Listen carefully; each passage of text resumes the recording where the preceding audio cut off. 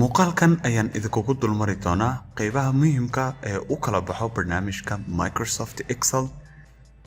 Excel ayaa ka mid ah barnaamijyada ay soo saarto shirkadda Microsoft kuwaasi oo la isku yiraahdo Office. Microsoft Office-ku waxa uu ka kooban yahay dhowr qaybood oo kala ah sida barnaamijka Microsoft Word, Excel, Access, PowerPoint, Publisher iyo intaa in ka badan. barnaamijyadan ayaa totally waxa la isku yiraahdaa Microsoft Office. waxa ay kala leeyihiin versiono kala ah 2003, 2007, 2010, 13, 16 iyo 19. 19 waa hadda barnaamijkii ugu dambeeyay shirkadda Microsoft oo dadka dhan wada gaarin. laakiin barnaamijkan hadda aan dulmari doono ayaa ah barnaamijka Microsoft Office qaybtooda Excel la yiraahdo waliba versionkooda 2016. ugu horreyn markii aanu soo kicinayno barnaamijka Microsoft Excel waxa soo fureysaa start button or Cortana ama search button-ka laga raadiyo. waxaad qoreysaa oo kaliya Excel or waxaad kaliya ka soo kicin kartaa barnaamijkan adigoo daawanaya computerkaaga Windows or kadibna qoraya Excel. gidi waxaad leedahay okay. marka aynu soo kicino barnaamijka Microsoft Excel waxaad arki doontaa layout noocan ah kaasi oo kuu soo bandhigaya sample templates ah warqado diyaarsan kuwaasi oo la doonayo in markaasi lagugu hego ama lagugu tilmaamo si ay wax u shaqeeyaan. balse haddii aad tahay qof wax fahansan wax walbana qoran kara oo bilow ilaa dhammaad yaqaana waa muhiim marka inaad isticmaashaa blank document. haddii ay ku qanci waayaanna waxyaalahan iyaga ay ku diyaariyeen waa waajib markaas inaad isticmaashaa blank document kaasi oo ah warqad eber ah oo aan waxba ku qornayn oo adiga bilow ilaa dhammaad aad qoraysid. marka waxaynu ku bilaabeynaa blank document. markii aynu soo furno blank document noocan ayuu u soo kicin doonaa. waxaan rabaa layout-ka totally uu leeyahay barnaamijka Microsoft Excel in aynu barano. ugu horreyn waxaan soo dhaweynayaa wax yar muuqaalka anigoo daawanaya pluska wax yar zoomka. markii aan soo dhaweysto waxaan rabaa marka layoutska in aan dulmaro. ugu horreyn waxaan ku bilaabayaa qaybta ugu sareysa barnaamijkeena Microsoft Excel oo la yiraahdo Quick Access Toolbar. qaybtan ee la yiraahdo Quick Access Toolbar-ka waxaa la soo geliyaa barnaamijyada ama markaasi commands-ka badan la isticmaalo sida undo oo kalaabasho ah, redo oo dib u suubi amarkii ama wixii la suubiyay, open sida save oo kale waa soo geli karaa haddii aan u baahdo. save hadda way ku jirtaa waa tan taabkeeda. waxaa soo geli karaa quick print oo ah iyo markii aad daawacayso rabin keyboard iyo wax lamida inaadan isticmaalin. marka waxyaalahaas oo dhan wuu kaa caawinayaa haddii aan rabana waan ka qari karaa. marka Quick Access Toolbar-ka wuxuu kaa caawinaa in aad hawshaadii si fudud aad ku qabsataa adigoonan meelo kale aadan u raadinba. waxaa ii xiga qayb la yiraahdo title bar. title bar waxaa ka soo baxa barnaamijka kuu furan magaciisa iyo document-iga ama workbook-ka markaasi aad wax ku qoraysid. hadda workbook-kan safe ma ahan, by default wuxuu qaadan doonaa book 1. haddii aan save dhaho waa isbedeli doona oo magacii aan ku save gareeyay ayaa halkaasi soo gali doona. waxaa ii xiga qayb kale oo la yiraahdo ribbon. ribbon-ka waxaa la isku yiraahdaa qaybtan dhan oo ay ku jiraan tabs-ka iyo groups-ka ku dhex jiro. qaybta marka ribbon-ka la dhahaayo badanaa waxaa ku jira waxyaalihii muhiimka ahaa ee lagu shaqeyn lahaa. sida caadada ah barnaamijkan Office 2016 iyo barnaamijkii Office 2010 ahaa barnaamijyadoodii kala ahaa Excel 10 iyo 16 wax yar ayay ku kala duwan yihiin oo ah team oo kan ku soo kordhay iyo tell me what you want to do waxa aad rabtidna ii sheeg oo aad suubi lahayd. marka amaradaas oo dhan waa kan helping waa uu ku caawinaa dadka aan wax fahansaneen ayaa isticmaala. ka bilow home tab ilaa ma team oo ah tabs-ka uu leeyahay barnaamijkan Excel waliba qaybta ribbon-ka uu ku leeyahay. waxaa la isku yiraahdaa command tabs waxaa ku jira isaga tab walba markii aan furo hata home ayaan furay waxaa ku jira waxa la yiraahdaa groups waxa ugu horeeya clipboard font alignment number styles cells and editing waxyaalahaas oo dhan waxaa la isku yiraahdaa command groups waa group laakiin group walba waa specific categorized waa wax macnaha la isku dabariday oo si isku leeyihiin loo kala qaybiyo marka dad baa u soo fikiray oo waqti badan ku bixiyay si ay markaasi u noqon lahaa barnaamij iyo loo fahmo haddii aan tago taabka xiga ee la yiraahdo insert waxaa ku jira groupskii aan ku soo aragnay home tab kuwa ka duwan table illustrations arts chart tours sparkline filters link text symbols waa groups waa command groups wax la yiraahdo waxa ii xiga taabkan oo la yiraahdo marka laga soo tago intaan oo tab waxa ii xiga halkan tab waxa waay isaga waa Microsoft Office Minio tabka la dhahay Minio-gii dadka hore yaqaana Office 2007 soo isticmaalay waxa ku ooli jiray Minio sidan start button-ka oo weyn marka Minio-gaasi waa la soo bedelay oo waxa loo bedelay file Minio marka furtid waxaad arki doontaa backstage view qayb la yiraahdo si aad ugu soo laabatid falartan oo kaliya ayaad click ku leedahay ama waxaad daawanaysaa escape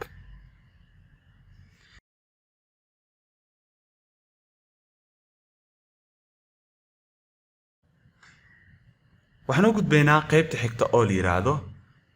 ribbon display option kani waxa waaye groupskan iyo tabskooda in laga qariyo lagana soo bandhigo markii aan soo furo waxaad leedahay auto hide the ribbon waxa dhan ayay kaa qarinaysaa haddii aan ku dhufto hadda eeg waxa dhan ayaa la qariyay iyadii ayaan soo furayaa waxaan leeyahay show tabs tabka bis itusi oo groupskii ama command groupskii hala qariyo tabskii bis ayaa soo baxay haddii aan u baahdo iyagoo dhan inaan soo bandhigana waxaan leeyahay show tabs and commands sida caadada ah intan barnaamij walba oo markaasi lagu isticmaalo computer oo uu leeyahay tabka ugu horeeya waa minimize oo ah programkii in hoos la dhigo taskbarka waxa ku xigo maximize iyo restore down oo ah laba markaasi tab oo hal meel la isugu geeyay markii programka la yareeyo wuxuu noqon doonaa maximize markii la weyneeyana wuxuu noqon doonaa restore down oo soo yaree ah close button waa taqaanaa oo waa meeshii laga xiriyay programkinan waxa u gudbaynaa qaybta xigta oo ah laba box oo banaan labada box sida caadada ah mid wax buu tilmaamaa midna wax buu soo bandhigaa midkan addresska godka aad taagan tahay ayuu kuu tilmaamaa midkanna godka aad taagan tahay qaacidada lagu qoray ayuu tilmaamaa tusaale waxaan rabaa marka intaanan iyaga u gudbin sharaxaadooda in aynu barano maxaa la yiraahdaa column maxaase la yiraahdaa row haddii aan ku hormaro columnku waa halka bir ee taagan tusaale hadda columnkan oo kale waxaa la yiraahdaa D waa columnka D columnkan haddii lagu dhaho rowna ii sheeg row waxaa leedahay tusaale rowgan oo kale waa rowga shanaad waa saf jiifta ah column haddii aad maqashid waa midka taagan rowna waa midka jiifa sida caadada ah markii labadooda isdhex jeexaan waxaa ka soo baxa wax la yiraahdo cell waa godka markaasi oo boqosyadan labada bir marka isjeexeen boqosyada godadka ah soo baxaya ayaa waxaa la yiraahdaa cells sida caadada ah columns marka rowska iyo columnska waxay leeyihiin tiro ay ku dhamaadaan waxaan ku hormaraa rowska waxay ku dhamaadaan 1,048,576 si aan kuu tusiyo waxaad daawanaysaa oo keliya control iyo falaarta hoose waa 1,048,576 haddii aad kor u laawanaysid control iyo falaarta kore haddii aad rabtid columnskanna meeqa ayay ku dhamaadaan columnska waa biraha taagtaagan meeqa ayay ku dhamaadaan markii lagu dhaho waxaad leedahay waxay ku dhamaadaan 16,384 ama waxa ay ku dhamaadaan XFD hadda sida caadada ah A B C D E F G sidaas ay ku soconayaan marka alphabetical way dhamaadaan sax laakiin markay dhamaadaan haddana waxa la qaadanaa A B A C saasa loo qaraaca marka meeqa ku dhamaadaan markii lagu dhaho dhamaadka deg control iyo falaarta midig taabo XFD to show as a number haddii aad rabtid number ahaan in loo soo bandhigana waxaad furaysaa file kadib waxaad leedahay option waxaad dooranaysaa formulas kadib R1 C1 reference style ayaad sax saaraysaa kadibna okay 16,384 waa columnska numberska ay ku dhamaadaan waan soo laabanayaa waxaan dhahay option kadib waan soo celinayaa sida ay ahayd formula R1 C1 reference style check ka qaad kadibna okay dheh control iyo falaarta kadaala soo laabo waxaan rabaa marka in aan ku fahansiiyo wax la yiraahdo column iyo cell iyo column header iyo row header column header haddii aad maqashid A B C D E F G sidan tirada u socoto waa column header header waxaa la yiraahdaa madaxa ama tilmaamaha columnka ciwaanka sare u leeyahay hadda columnkan aad taaganahay waa J laakiin haddii aan ku dhaho intaan taaganahay rowga ii dooran waa rowga saddexaad rowga koowaad rowga labaad rowga saddexaad columnka koowaad columnka labaad columnka saddexaad waa sidaas waxa u gudbaynaa qaybta xigta oo ah row header maxaa la yiraahdaa row header waa goolow 345 oo 1,048,576 ka tagayso waxaa la isku yiraahdaa row header A B C D E F G dana waxaa la yiraahdaa column header waxa u gudbaynaa columnka iyo rowga marka isjaraan god ayaa ka soo baxa sooma hadda columnkan A ayaa la yiraahdaa columnkana number 1 rowgana number 1 ayaa la yiraahdaa god ayaa halkan ka soo baxay godkan waxaa la yiraahdaa columnka ayaad ku lifaaqay columnka A ayaa la yiraahdaa rowgana 1 isku dhigi labadaas xaraf waxaa la yiraahdaa A1 halkan ayaan istaagay waxaan taaganahay B1 halkan ayaan u booday waxaan tagay C iyo rowga saddexaad marka waa lagu calaamadeynaa columnka uu ka mid yahay godka aad taagan tahay iyo rowga uu ka mid yahay hadan ayaa waxaan u soo laaban karaa godkii la dhahay cell address cell addresska godka soo bandhigo magaciisa waxaa la yiraahdaa name box cellka waa kan addresska ciwaanka uu leeyahay ayuu soo bandhigaa marka godkan waxaa la yiraahdaa name box sida caadada ah godkan ayaan istaagay hadda wuxuu sheegayaa F5 in aan taaganahay waa sax F5 columnka rowga uu ku jirana waa 5 sidaas li ajligii name boxku wuxuu ii sheegaa godka aan taaganahay sida caadada barnaamijkeena Microsoft Excel godkan la yiraahdo formula bar wuxuu soo bandhigaa qaacidada godka aad taagan tahay tusaale hadda godkan ayaan istaagay B2 la yiraahdo waxaan ku qoray qaacido ah 5 equal ayaa mar walba ku hormarinay 5 lagu taray 5 kale waxa soo baxayso 10 marka aan godkan istaago formula bar wuxuu ii soo bandhigaa qaacidadan 10ka waxa ay ku imaatay waa 5 lagu taray 5 ma aheene waxay ahayd 5 lagu taray 4 hadii lagu dhaho in aad ka laabadid marka rabtid waxaad kale ku leedahay godka formula barka meeshaasi 5 ah ayaa 4 u bedelay enter ayaa leedahay 9 hadii aan dago god banaan waxa soo bandhiga godkan la yiraahdo name box laakiin formula barka waxa ma soo bandhigay tusaale 9 ayaa gacanta ku qoray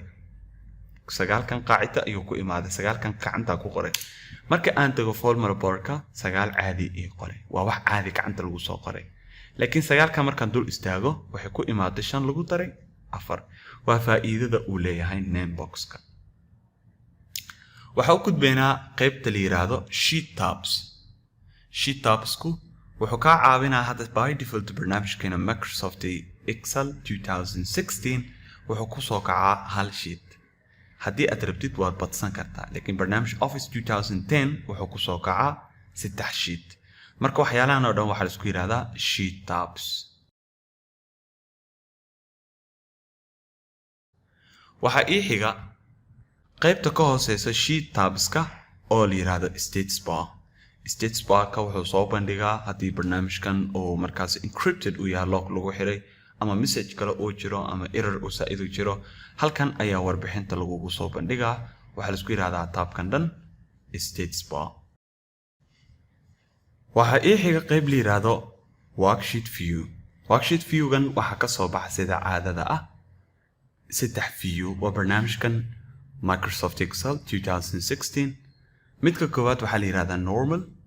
kan labaad waxa la yiraahdaa page layout A4 ayuu ka dhigaa normalka sidan ayuu ka dhigaa warqad balaaran page layout ka wuxuu ka dhigayaa mid A4 ah waxa ugu dambeeyay page break preview oo ah inta kaliya ee qoraalka lagu qoray in la soo bandhigo waxa ugu dambeeyo zoom slider kan waxa la yiraahdaa waxa laga weyneeyaa marna laga yareeyaa muuqaalka warqadda marka aan yareeyo way fogaanaysaa warqadeeda mar walba aan sii yareeyo muuqaalka warqadda way sii fogaana haddii aan soo dhaweeyo pluskan war kaliya ku dhigi karaa haddii rabo birtana soo qaban karaa isku mid muuqaalka warqaddu ii soo dhawaanaya sidoo kale waxa ii xiga qayb la yiraahdo markaasi scroll bar ku waa laba mid waa mid taagan oo waxa la yiraahdaa vertical scroll bar qaybna waa horizontal scroll bar oo dhinac ay ku wada bidix ay ii soo celinay midna hoos ay ii wadaysaa korkorna way ii celinaysaa labadaasi waa waxa la isku yiraahdaa labadooda magac scroll bar way si kala baxayaan mid waa vertical waa mid istaaga ah midna waa horizontal waa mid jiifta dhammaan intaasi waa inta ugu muhiimsan ee barnaamijkan Microsoft Excel uu leeyahay layout-ka barnaamijka Microsoft Excel oo aad baratid waxay ka caawinaysaa in aad mar waliba aad noqoto qof ku wanaagsan barnaamijkan oo hawlihiisa si fudud ugu qabsan kara xilli walba insha Allah muuqaalkan halkaas ayaan ku soo koobay la soco muuqaalada xiga